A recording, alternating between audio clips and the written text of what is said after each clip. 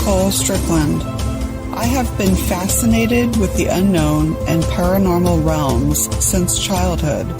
After a profound experience with my grandmother's spirit 20 years ago, I have been on a quest to observe, study, investigate, and communicate with the afterlife and beyond. It's been an ongoing journey of exploration and discovery, one that has taught me how mortality and the spirit world are forever bonded through the veils of time.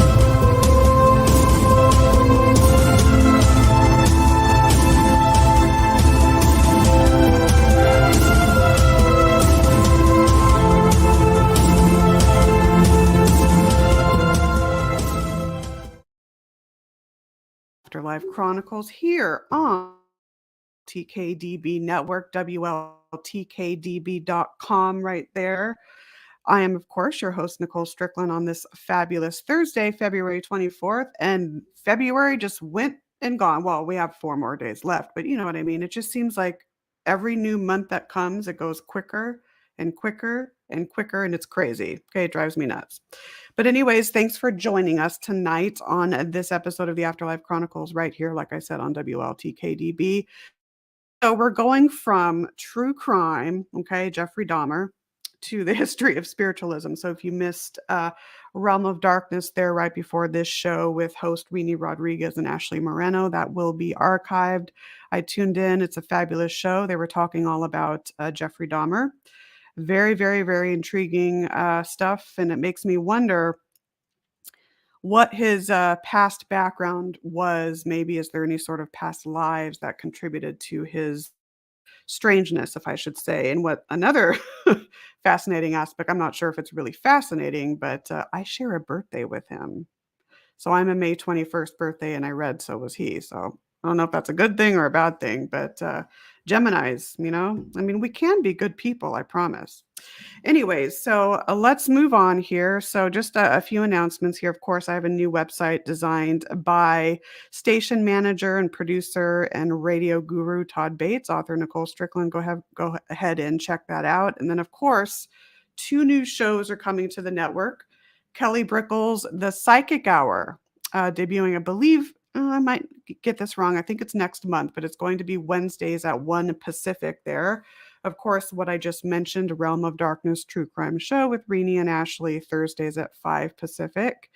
And then I'm going to be doing or presenting my paranormal investigation and research presentation / lecture for Facebook's Ghost Education 101. So if you just type in Ghost Education 101 on Facebook, they offer all kinds of different presentations about the paranormal. Asked me to do it. I said yes. So that's going to be March 16th at 6 p.m. Pacific. And then March 12th, I'll be on my very good friends, Gary Manson, Suzanne Mitchell's show. That is Manson Mitchell, Saturday, March 12th at 10 a.m. MansonMitchell.com. And of course, I have to take a swig of my water here. I'm always drinking water here on these shows, folks.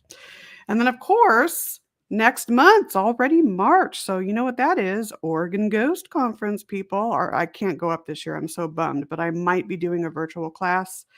Paranormal Investigation Methodologies, their Oregon Ghost Conference, fantastic conference on the Pacific Northwest. So is Pete Orbea. He's also, of course, a host for WLTK-DB, his Port Gamble Ghost Conference as well. 2 very fabulous conferences. So OGC, as we call it, Oregon Ghost Conference, March 25th through the 27th in Seaside, Oregon, OregonGhostConference.com. Finally, some of you may have seen on my posts, as well as Marie D. Jones and Denise Agnew, of course, posted about this.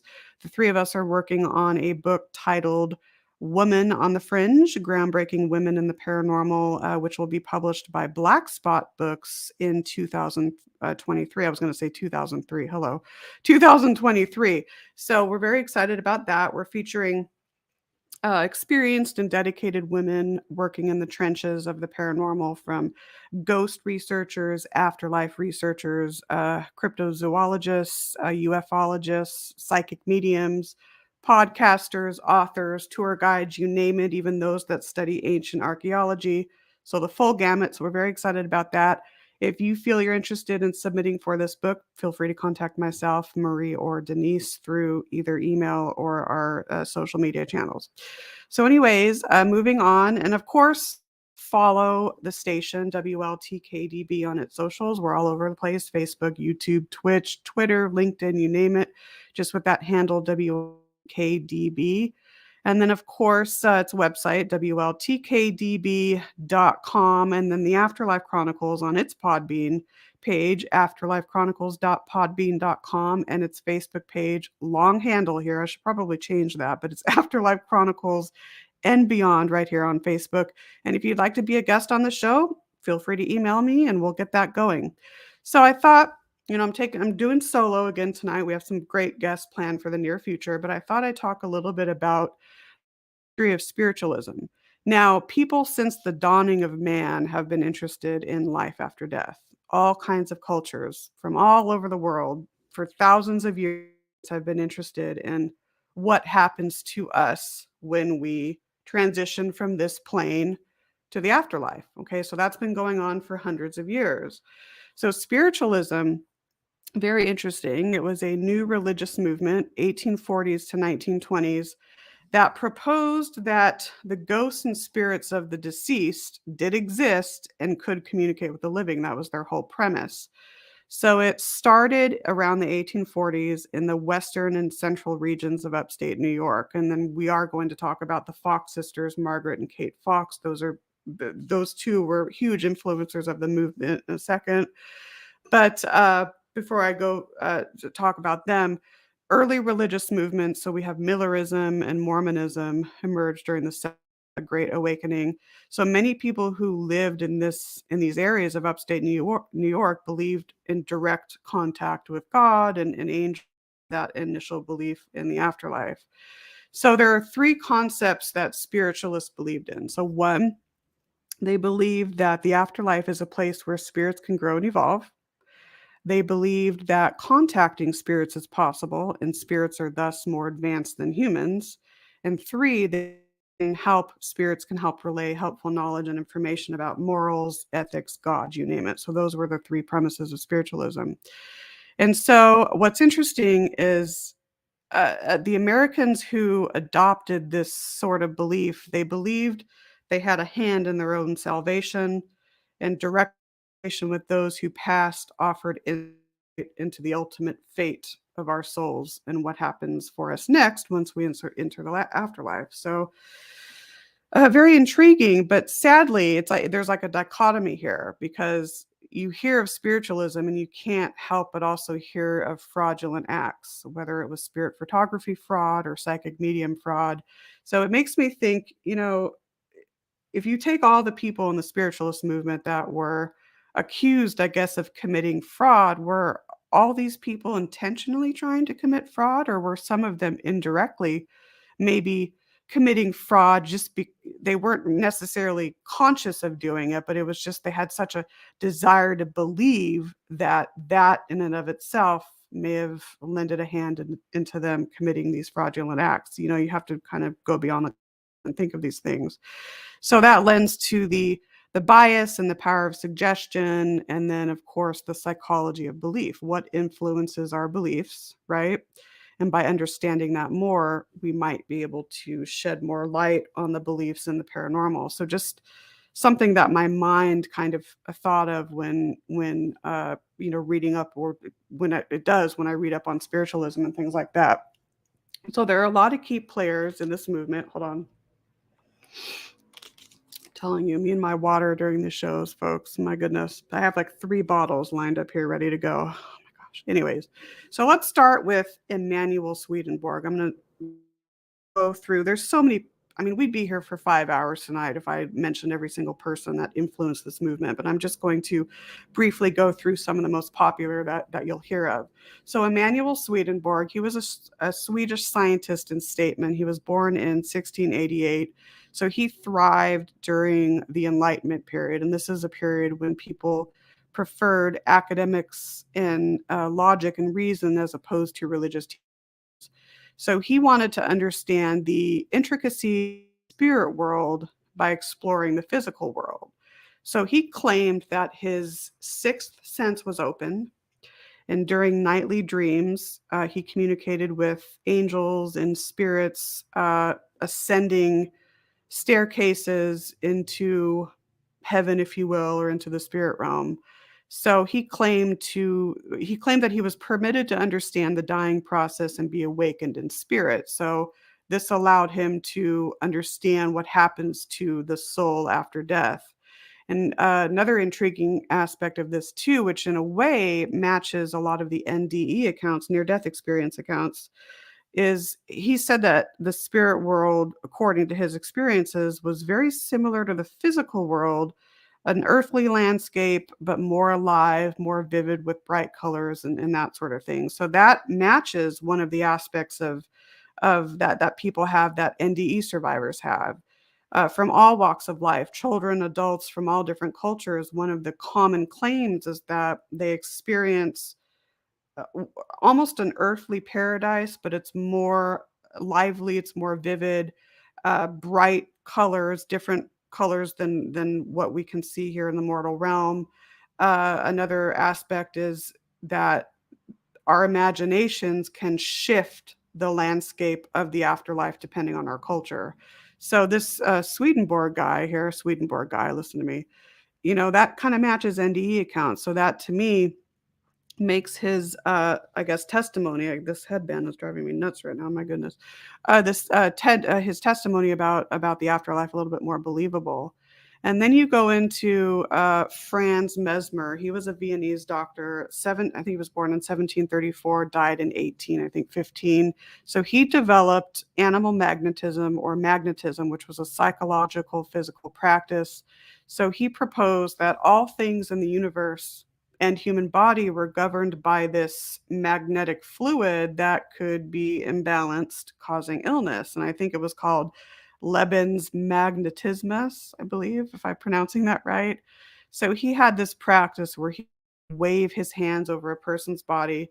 He would then induce them in this mesmerized hypnotic state, and then that would allow him to find where in the body that magnetic fluid was interrupted, and then he could provide some physical healing.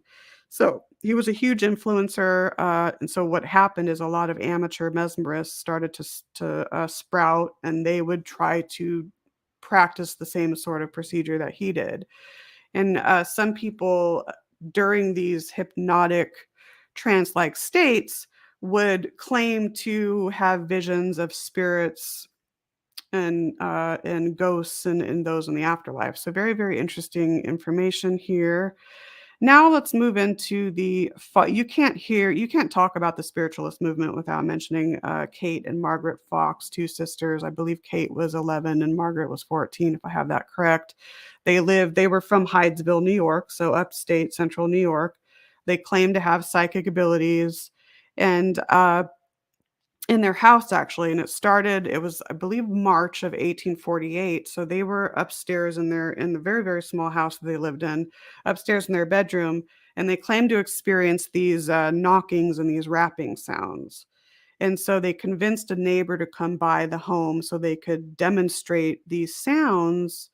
And so the neighbor joined them, very, very skeptic, but joined them. And then Margaret started these demonstrations. So this eventually led into them being a huge, huge influencers of the spiritualist movement. They went on to live with their older sister, I believe, in Rochester, which was another area, of course, hot with reform and religious activity. The sisters were then invited by what were their names? Isaac and Amy Post. They were community leaders in that area to hold public seances for groups as large as around 400 individuals. So back to their house, they felt that they were communicating maybe with the deceased earthbound energy of a peddler that was murdered in their house. Now, years later, it was discovered that, I mean, bones were discovered in the basement area, I believe.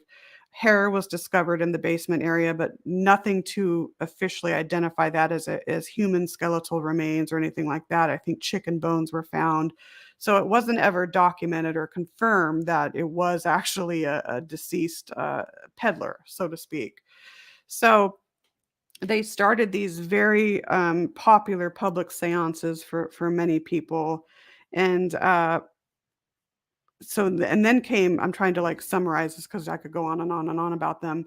American seer Andrew Jackson Davis invited the sisters to his home, and then he helped them with conducting other seances for the public.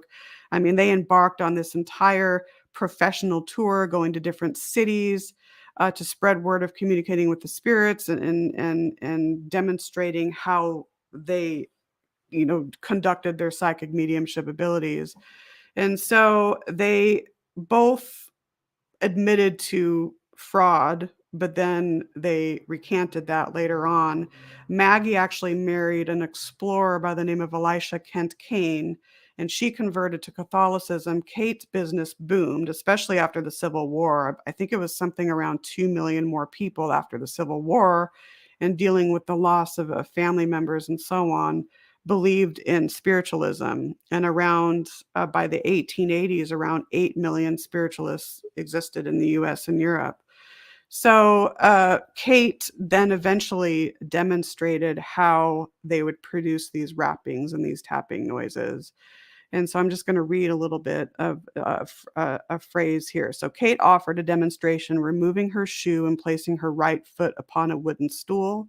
The room fell silent, still, and was rewarded with a number of short little raps. There stood a black-robed, sharp-faced widow, the New York Herald reported, working her big toe and solemnly declaring that it was in this way she created the excitement that has driven so many persons to suicide or insanity.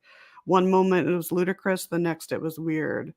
So, I mean, were they psychic mediums, innate psychic mediums that were just kind of duped by the popularity aspect and all of that? I think that they probably did have some innate psychic ability, but just fell into that desire to be known and to be influencers.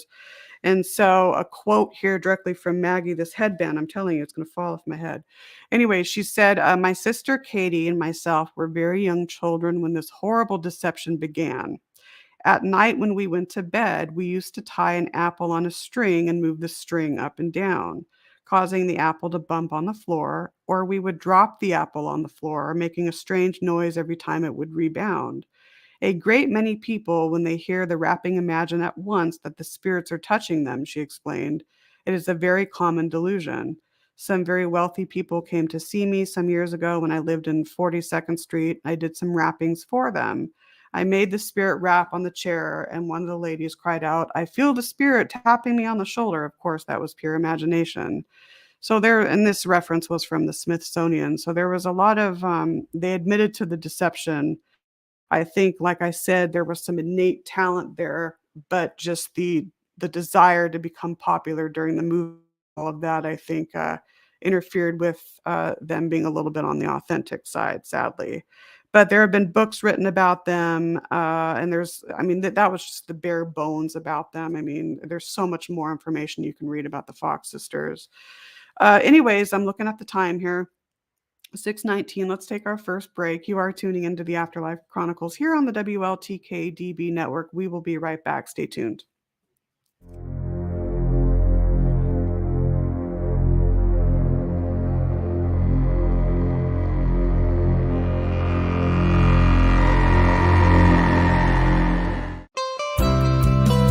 Deeper awakening to eliminate your limits. Two world-class coaches come together for a retreat in Wisconsin's beautiful North Woods. Meet Christina Bloom, Spiritual Advisor. Christina's extensive experience in helping her clients with spiritual growth and deep emotional healing comes together with Brian Kopic's proven 4-pillar system to eliminate your limits. With their combined expertise, Brian and Christina will guide you through a weekend journey to transform your life to achieve both physical and spiritual balance. Save the dates, April 21st through 24th. Held at Black's Cliff Resort in Hazelhurst, Wisconsin, a premier resort in Wisconsin's beautiful North Woods. For more information, email Christina at ChristinaBloom.com.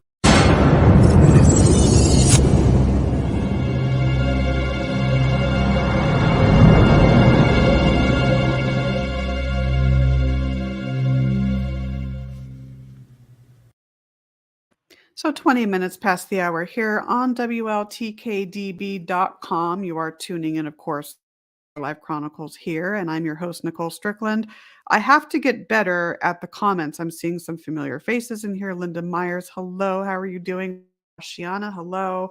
Ashley Moreno's in there. Rini Rodriguez is in there. So I have to get better at posting the comments. So I apologize. My goodness, it's something I need to work on. So anyways, before the break, I did had some announcements and of course started getting into a little bit of the history of spiritualism. There is so much to know with the history of spiritualism. My goodness. I mean, I probably could do like 25 shows just on the history of spiritualism and one show for each influencer, if you will. So I'm giving you the bare bones on some of these very famous individuals associated with the spiritualist movement. So moving on, you have Sir Arthur Conan, course, very famous for the Sherlock Holmes creator. He believed greatly in the work of psychic mediums after participating in a seance in 1880. The spiritualist periodical Light, in the spiritualist periodical Light, he said it was absolutely certain that intelligence could exist apart from the body, and that after weighing the evidence, I no more doubt the existence phenomena that I could doubt the existence of lions in Africa. So very, very profound quote there. So his interest in the realm grew after he had a personal message from his own Kingsley, who passed away from pneumonia, being injured in the 1916 Battle of Somme. He was a founding member of the Hampshire Society for Psychical Research, and he ended up touring Europe and America, I believe, to preach the wonders of spiritualism and the afterlife. So, moving on, of course, you have Thomas Edison, iconic inventor and spiritualist. He had something like around over 1,000 different patents by the time of his death in 1931. Was the inventor of the phonograph, the incandescent light bulb, as we know, the motion picture camera, as well as the first industrial research laboratory. He created a spirit phone or telephone to the dead, of talking with spirits. So his claim to fame was combining technology with spiritualism. And he said, this is him actually talking. He said, in a nutshell, 100 trillion of them, regarding life units, I must say. So, regarding life units, he said, in a nutshell, 100 trillion of them make up a human being and keep us functioning. When we die, the life units move on to something else or someone else, he said. So, again, very profound. He was actually aroused from his coma and told by those at his side that he found life after death. He said that he saw the other side with his own eyes. So, very, very profound information. Moving on, you have Alfred Russel Wallace, a very multifaceted individual here. He was a British naturalist, explorer, biologist, illustrator, geographer, anthropologist. So he's known for conceiving the theory of evolution through natural selection, and he also experimented with Franz Mesmer's mesmerism, if you will, or animal magnetism as well. So he conducted or commenced his study of spiritualism in the summer of 1860, partly due to his sister, I think her name was Fanny Sims' influence. He felt that the belief in the movement was connected to a natural reality. So some phenomena were genuine regardless of controversy. You just couldn't escape the fact that some phenomena was genuine. I think that's actually a very healthy way to look at it. So he desired to find a rational, of course, and scientific explanation for all phenomena of the natural world. Later on, we'll talk a little bit about the Society for Psychical Research, which was formed as a direct result of the spiritualist movement. He advocated for spiritualism, which sadly did hinder his scientific reputation, but nonetheless, he advocated for it. So I commend him for that. Another fascinating individual that you've probably heard of, attached or connected to the movement, was Mary Todd Lincoln. So in the White House, she practiced spiritualism as a way to cope with the loss of her second son, William or Willie. So she was introduced to the Lorries. They were very well-known mediums during that time. And she started conducting her own seances afterwards in the Red Room in the White House. And so this is what she said in this actually from whitehousehistory.org. She says, or said, I should say, Willie lives. He comes to me every night and stands at the foot of the bed with the same sweet, adorable smile that he always has had. He does not always come alone. Little Eddie, little Eddie, her son that perished at the age of 4, is sometimes with him. So I love finding these little quotes because they add more, I guess, flair to their background. Now, moving into, you can't hear of spiritism without delving a little bit into spirit photography. William Mumler, he was a Bostonian spirit photographer in the mid 1800s. He's well known for producing the first alleged, or I should say alleged, spiritual photograph, first authorized spirit photograph. His cousin, who passed away 12 years prior, he was one of those individuals that fueled the spiritualist movement. He did a lot of photography experiments where he lived. So, and a lot of these photos showed spirits, and those photos actually were met with a lot of controversy. And like, who did I met? Who? Yeah, it was Franz Mesmer who attracted amateur mesmerists, if you will. Same thing with William Mumler. From his work, others followed, claiming to capture spirits in photographs, and a lot of these photographs were proven to be faked and fraudulent. The majority of them were.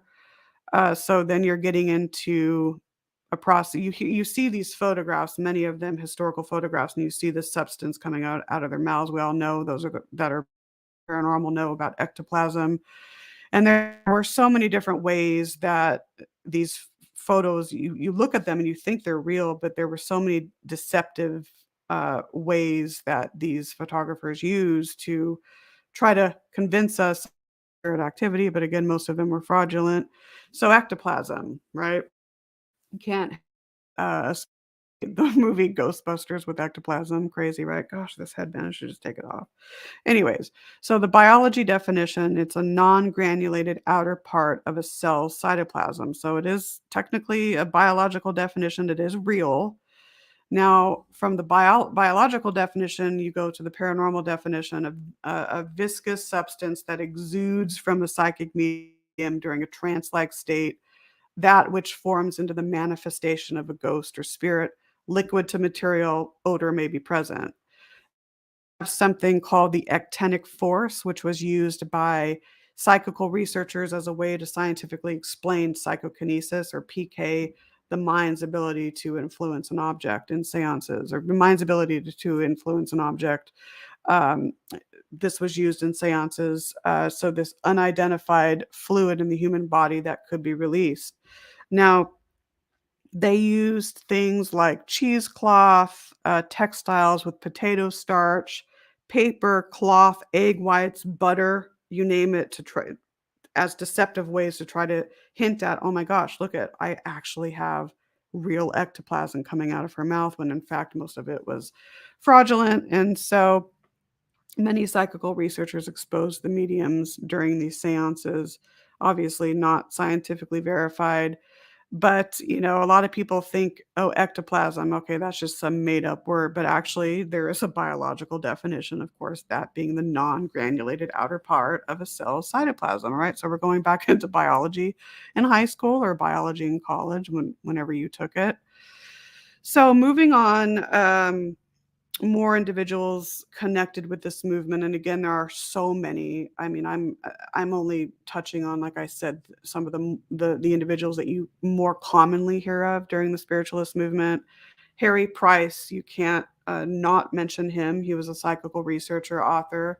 So a lot of modern day paranormal research has further developed from the spiritualist movement and from the work of Harry Price, mostly known for the Borley Rectory. I think he stayed there for about 1 year and did a 1-year investigation. So we're now into the 1920s. He was involved in the Society for Psychical Research, and he formed the National Laboratory for Psychical Research in 1926. He used all kinds of different methods in his research. He used magic skills and X-ray equipment to try to debunk fraud. He used temperature sensors, musical instruments during seances. He was also an amateur inventor in the way that he used some of those skills and knowledge of mechanics, the I can never say this word, telekinetoscope, if you will. It's kind of a hard word to say. So Harry Price actually established the blueprint for paranormal research from the Borley Rectory case. And like I said, we're going to get to the Society for Psychical Research in a little bit. They have, I mean, to this day, modern day paranormal researchers are using blueprints and protocols and standard operating procedures from what was developed from the Society for Psychical Research. So let's forward here a little bit to the Borley Rectory just because I mentioned it. So, again, famous with Harry Price, it was dubbed the most haunted house in England. It was built in 1862 to house the rector of the parish of Borley and his family. It was damaged by fire in 1939 and demolished in 1944. So, intriguingly, hauntings originated ever since the building, was built. But it now this kind of lends to the whole how strong bias and power of suggestion can be in this field.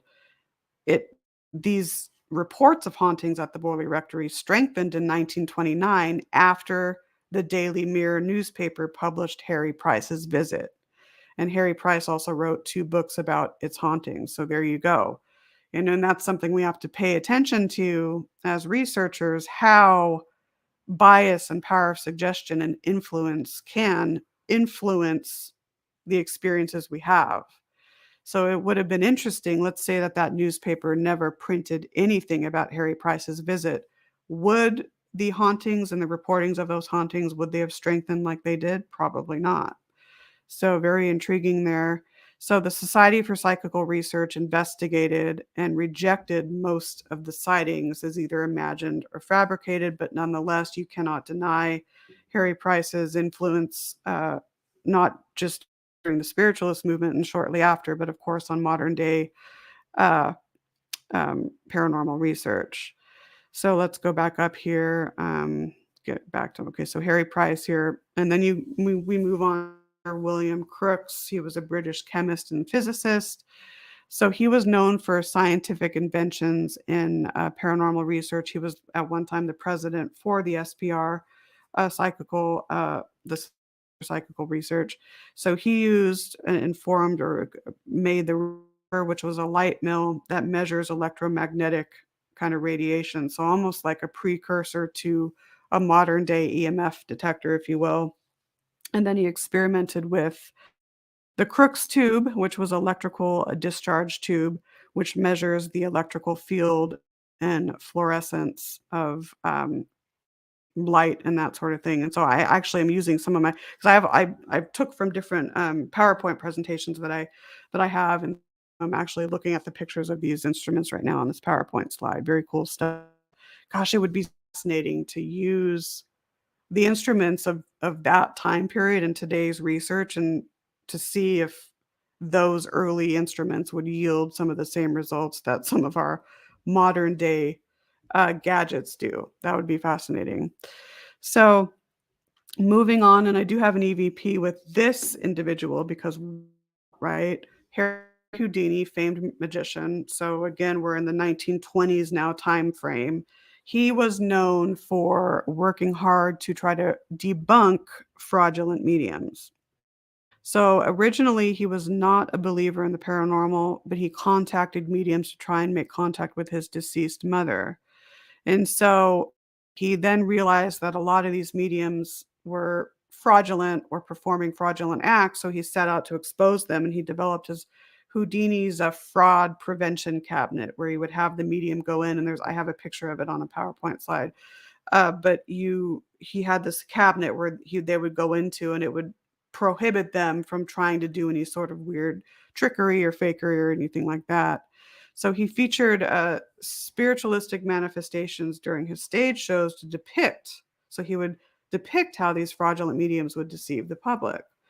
So another interesting aspect is he made a pact with his friends saying that upon his death, he would make contact from the other side, even his wife, Bess, at one point. So one of their favorite songs, I believe, was Rosabelle. So he made a contact. Well, he made a pact with his wife and said, "Okay, if I come back from the other side, I'm going to use the code word of Rosabelle Believe." Sadly, that never happened. His wife, Beth, had early seances conducted, I believe, around Halloween or on Halloween to try to contact Houdini, but sadly never actually made that contact. Now, this is fascinating. So in 2009, as a part of Troy Taylor's Haunted America conference in Decatur, Illinois, uh, Troy has been doing those conferences for years. He even actually had one out in San Diego as well, Haunted America Conference West Coast, which I was very lucky to present at. Of course, presenting about the Queen Mary. That was amazing. I can't believe that that was 12 years ago. My goodness. And so, Ghost Research Society, headed up, of course, by Dale Katzmarek. I actually went out to work with the GRS during that summer in 2009 when we went to the Lincoln Theater here where Houdini performed. And it was really fun. I can't believe, gosh, 2009, so many, oh my goodness, time flies. So I was there for 2 weeks and we did a lot of investigations. And then, of course, went to Troy Taylor's Haunted America Conference in Decatur, Illinois. And so we were able to, GRS was able to conduct an overnight investigation of the very famous Lincoln Theater there in Decatur. Nicole Tito and Lisa Crick, two great friends of mine, fabulous paranormal researchers, fantastic with EVP and ITC research and the Estes method. The three of us were down in the basement of the Lincoln Theater during this investigation. It was just the three of us confirmed down there. And we were conducting a group EVP session. So I had my recorder going, Nicole had hers, and Lisa had hers. And what's fascinating is that Nicole and I both captured this EVP that I'm about to play, but yet Lisa did not. I believe because she had hers on voice activation mode. That might be why. But that right there, having two individuals capturing an audio clip and one not, if it was a human voice of this magnitude, you would think all recorders would have captured it. And of course, we're as researchers that we were keeping track of our surroundings. It was just the three of us down there. We were notating any ambient sounds, or if we talked, we would notate that. So we didn't hear this at the time, which is definitely EVP, because with electronic voice phenomena, that is, it's not heard by the human ear at the time of recording, but later on during review of your audio data, you may hear a word or phrase that was not heard audibly at the time. I believe it's me asking the question, what are you going to perform tonight? And then you're going to hear an answer, which is depicts an intelligent answer.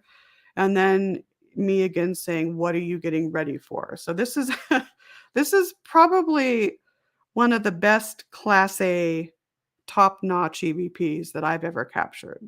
And I have many, but this is up there. So here you go. What are you going to perform tonight? Magic. What are you getting ready for? What are you going to perform tonight? Magic. What are you getting ready for? Magic. Magic. Magic. I'm just going to play it again because it's that cool. What are you going to perform tonight? Magic. What are you getting ready for? What are you going to perform tonight? Magic. Ready for? Magic. Magic. Magic. So, as you can tell, what are you going to perform tonight? And the EVP of magic occurs right after. And then, of course, me saying, what are you getting ready for? You can tell right in that clip that I'm just oblivious to this answer because it was not heard at the time. So there's a connection with Houdini, like I mentioned, in the Lincoln Theater. He actually performed magic acts at that theater way back in the day. And you can actually still, and I have a picture of it, you can still see the hook, or the hooks, I should say, from his performances in the basement ceiling. So I'm not claiming that this was his voice per se. I mean, you'd have to do some extensive forensic voice analysis to really try to figure that out. Now, I think it was Nicole that said one of her friends who used to, I'm not sure if I have this exactly correct, but she knows someone that I guess worked at the Lincoln Theater, and that individual listened to this particular EVP and said that that sounds like a former manager, I believe, or some former employee of the theater as opposed to it being Houdini. But you can't dismiss, maybe it is him. I mean, with the whole answer of magic being that he performed there and it's a theater, very cool EVP. So I thought I'd play that. Again, I mean, I've I've conducted EVP work at all kinds of places, private homes, hospitals, businesses, historical sites. This to this day is reigns in the top 3 EVPs, probably the top class A EVP that I've ever captured. So a lot of this fraud during the spiritualist movement really fueled uh, the formation for the Society for Psychical Research. And so the website, I believe, is www.spr.ac.uk. So it was formed in London in 1882. It was the first scientific organization to examine claims of psi experience paranormal phenomena. So it formed to try and disprove the fraudulence occurring during the spiritualist movement using scientific analysis.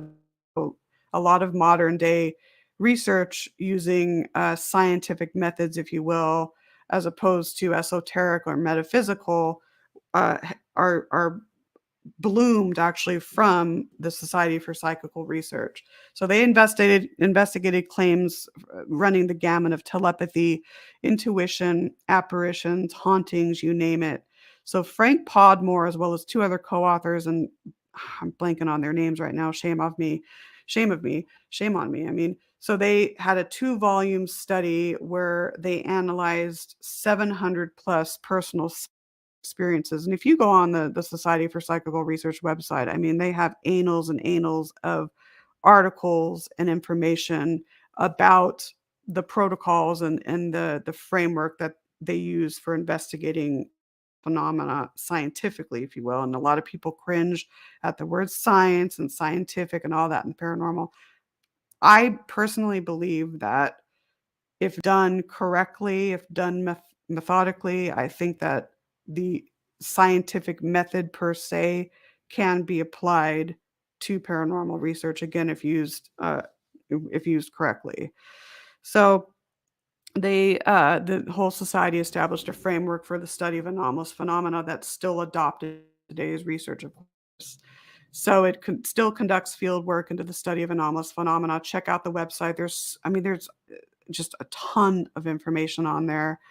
Another I forgot to mention too, another location, or I think it was involved, not Harry Price, but another event that the SPR investigated that was well known at the time was the Enfield poltergeist, and I forgot to mention that, which was at the address 284 Green Street, the Council House in Brimsdown, Enfield, London, England, between 1977 and 1979. So there were 2 sisters. One was named Kate, but of course not linked to Kate Fox. Just I think Kate was a very popular name. It still is. So 2 sisters, age 11 and 13. SPR, they started experiencing activity in the home. The single mother of that house, her name was Peggy. She witnessed furniture moving. She witnessed knocking sounds on the walls, disembodied voices, loud noises, toys that were being thrown of their own volition, overturned chairs, levitating kids.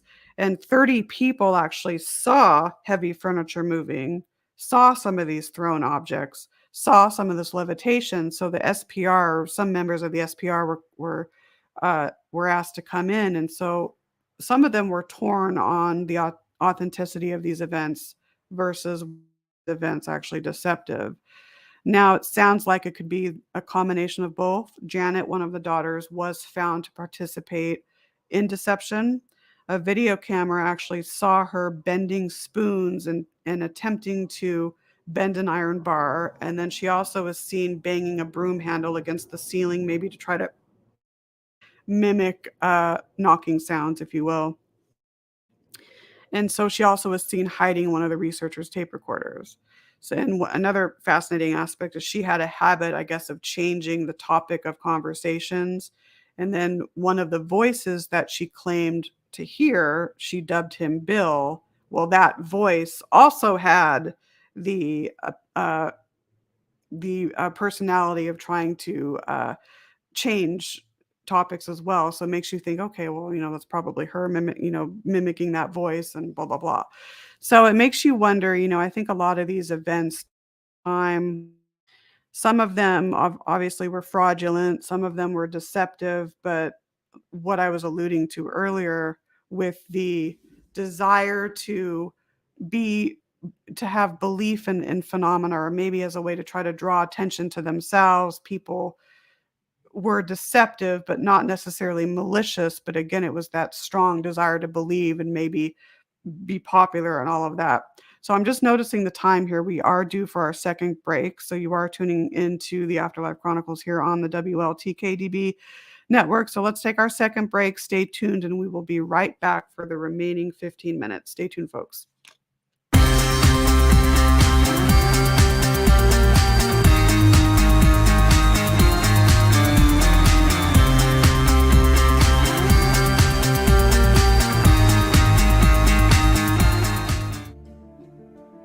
Looking to launch your new masterpiece? Then try something new with Moonbow Publishing and Production. At Moonbow, we have a strong desire to serve authors in a powerful and meaningful way. After all, you poured your heart and soul into your writing, and we fully understand and respect that. Remember this: you will own the copyright to your work. You will have the final say on your work before being published. Even after all of that, we've saved the best for last. We won't take a percentage sold. Nope, not a penny. Excited about MoonbowPublications.com yet? We thought so. Take advantage of our company's services like book editing, formatting, and covers, publishing, and photography. Moonbow Publishing and Productions has everything you are looking for in a company. Remember, we will not keep any commissions. We are a boutique publishing company focusing on spiritual, health and wellness, and personal growth genres. Moonbow Publications and Productions, a new kind of publishing company.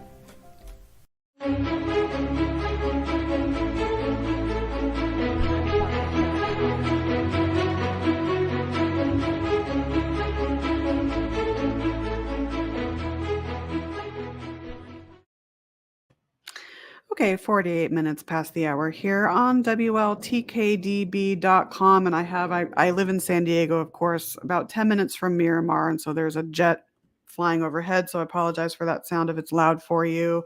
So the last about 12 minutes here of the history of spiritualism, the very rough history of spiritualism, I should say.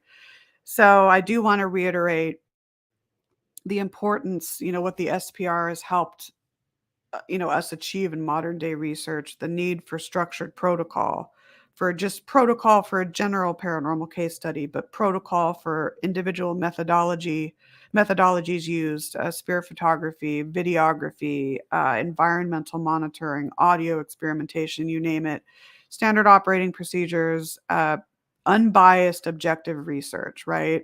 You have subjective and you have objective. So objective data, for example, is EVP snippets or ITC captures, photographic anomalies, situated shadow figures, for example, on video cameras, or environmental monitoring captures that may coincide with some sort of alleged anomalous event. So that's all objective.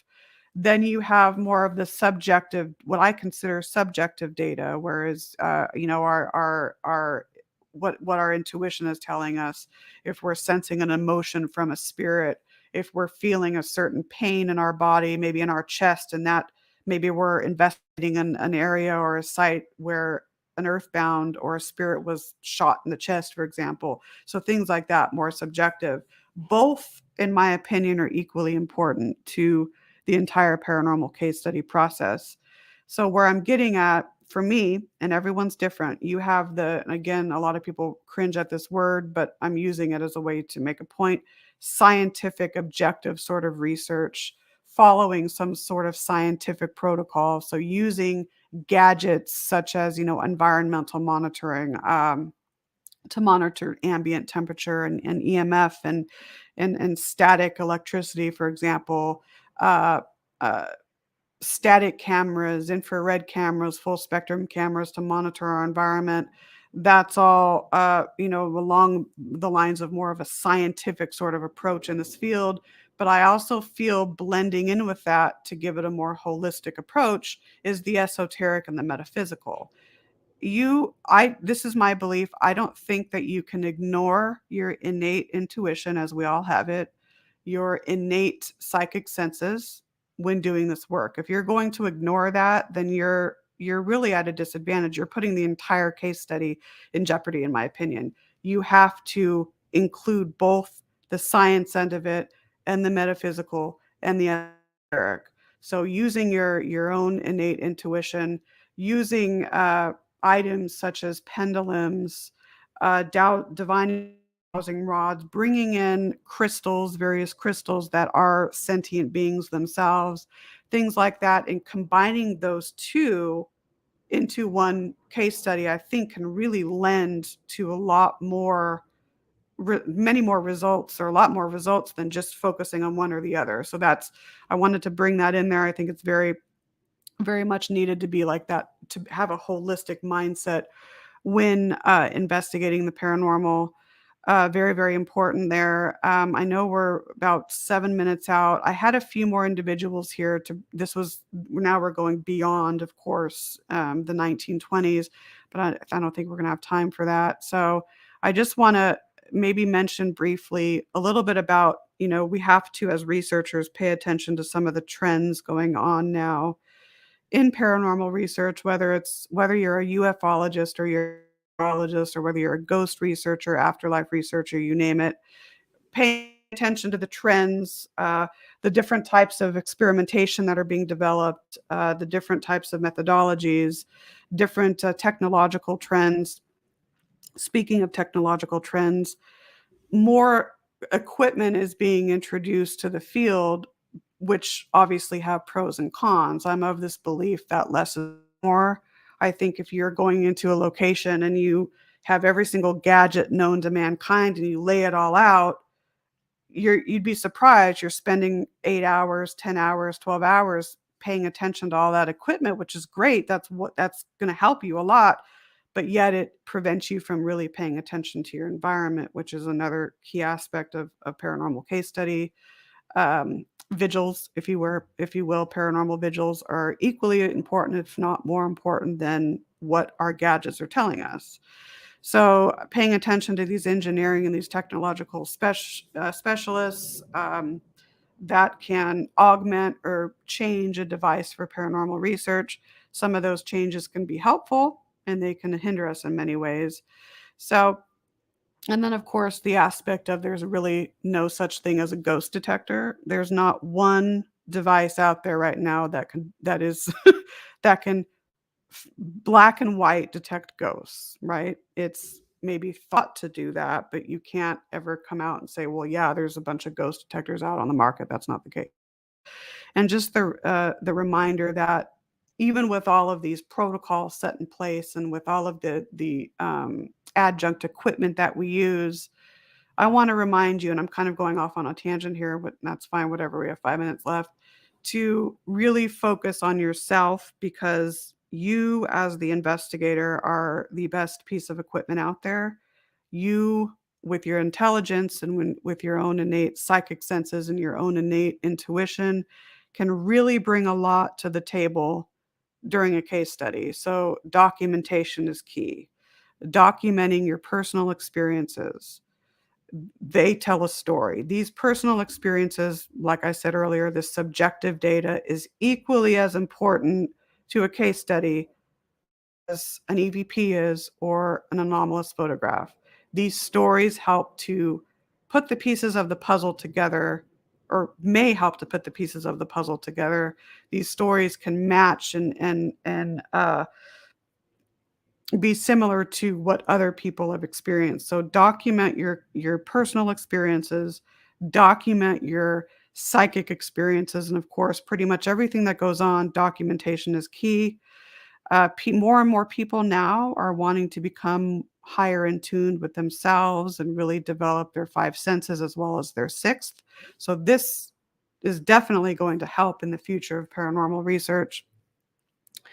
And then, of course, like I said, embrace metaphysics. I think it's very important to embrace metaphysics. I think just the mind body spirit connection is so strong, and if you as an investigator have those three connected and in tune with each other, you are going to yield some fantastic results on that investigation.